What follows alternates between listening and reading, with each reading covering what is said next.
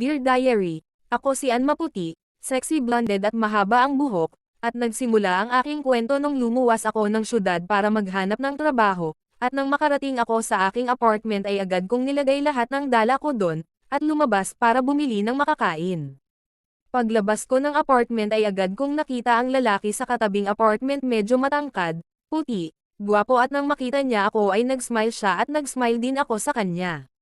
Kinabukasan, gumising ako ng maaga, naligo, kumain at nagbihis para pumunta sa pinag-applyan ko ng trabaho. At nung ako'y palabas na ng apartment ay nakasabay ko siya lumabas, may dala siyang helmet papalabas rin siya sabay sabi, "Hi Miss, good morning," sabay ngiti. At nag-smile din ako sa kanya. Parang may lakad ka yata at tanong niya sakin, sinagot ko naman, oo interview ko kasi ngayon sa pinag-applyan ko ng trabaho. Sabay ka na lang sakin Miss, total di naman ako nagmamadali sa lakad ko, idaan na lang kita sa pupuntahan mo, sabay abot ng helmet niya. Kaya yun sumabay na lang ako at doon kami nagkakilala. Junjun nga pala Miss, sabi niya, ako pala si Ann, sagot ko. Ilang araw ang lumipas, habang naglalakad ako galing trabaho, may tumatawag sakin, Ann, hindi ako lumanggan hanggang sa may huminto na motor sa harapan ko sabay sabi, Ann, si Junjun kasabay hubad ng kanyang helmet, ay ikaw pala yan, sabi ko sabay smile sa kanya. Sakay ka na dito, medyo malayo pa yung apartment natin mula dito, sabay abot ng helmet habang nakangiti. Habang tumatakbo yung motor nagkwentuhan kami, parang anggan na rin ang loob ko sa kanya, at hindi nagtagalog niyaya niya ako na kumain muna sa isang fast food at hindi na ako nakatanggi, nakasakay na ako eh. Pagkatapos naming kumain ay agad na kaming umuwi. Habang nakasakay na kami ng motor, biglang bumuhos yung malakas na ulan. Nagtawanan lang kami kasi di namin namalayan sa sobrang kwentuhan. Pagdating namin sa apartment ay still malakas pa rin ang ulan, at sobrang basa na namin, at agad na akong nagpaalam at nagpasalamat sa kanya, salamat ulit sa treat at pagpaakay sakin Jun. Sige Ann, sa susunod ulit ikanya. Pagkatapos kong magbihis ay binuksan ko yung pintuan upang tingnan sa labas if may naiwan ba ako. Pagbukas ko ay anden parent si Junjun sa labas, "Oh Jun, bakit andyan ka pa sa labas ng apartment mo? At hindi ka pa nakabihis?" Ngumiti siya sakin sabay sabi, "Yung susi ko kasi ng apartment ay naiwan ko sa pinagtatrabahuan ko eh." "Ah, ganun ba? Wala naman ibang tao dito sa kwarto ko, dito ka na lang muna, lakas pa naman ng ulan, ayaw pa yata hamupan ito." At pagkapasok namin ay diretso ko nang kinuha yon extra tuwalya at extra damit na iwan ng kapatid ko bago siya umalis tungo ng Maynila. Pagkatapos ay inabot ko kay Junjun at saka tinuro sa kanya yung creep ra maligo at magbihis siya muna doon. Pagkatapos ay kinuha ko siya ng tubig. Pagbukas ko ng ref ay saktong nakita ko yung beer at pabiro ko siyang sinabihan, "Ano ba gusto mo Jun, beer o tubig?"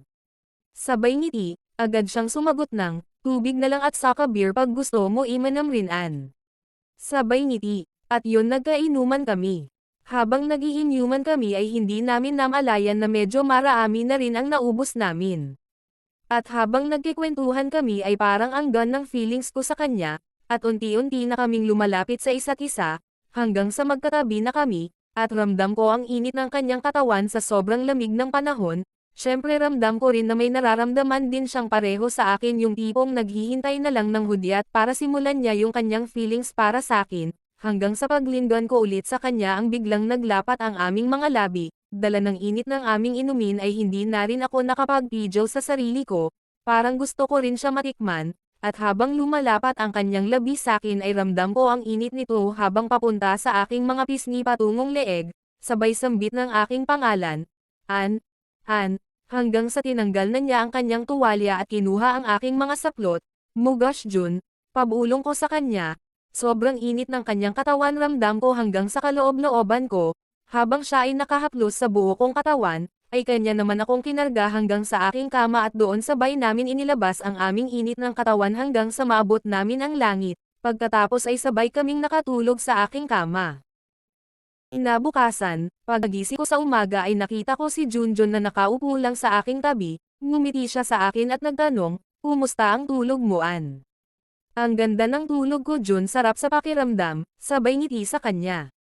"Ganun ba Ann, kakagising ko rin lang, hinihintay lang kitang gumising, o okay lang ba kumuha ako ng tubig para makainom?" Ika niya, oo naman Jun, saglit ikukuha kita sagot ko sa kanya.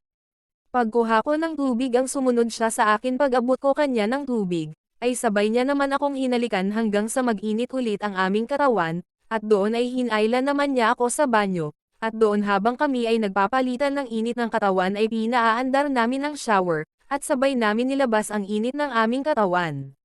Ramdam namin na pareho kaming nag-enjoy sa ginawa namin. Sa sumunod na mga araw ay, niyaya ako ni Junjun na lumabas, at magpahangin sakay ng kanyang motor, habang nakabaybay kami sa daan, ay huminto kami sa tabi ng dagat, walang ibang tao as in kami lang dalawang anden, umupo kami, at nag-usap, kung ano bang meron sa aming dalawa, at doon nag-daisy-sayan kami na official na kaming magjowa, habang kami ay masaya sa aming daisy-sayan ay naghalikan kami sabay ng aming celebration ay biglang nag-init ang aming katawan, at doon ay nakahiga kami sa gilid ng dagat habang inaabot ang aming kasiyahan. At lumipas pa ang mga araw at buwan ay nag-daisy-sayan na kaming mag-asawa, at masaya kami na may isang anak hanggang sa kasalukuyan.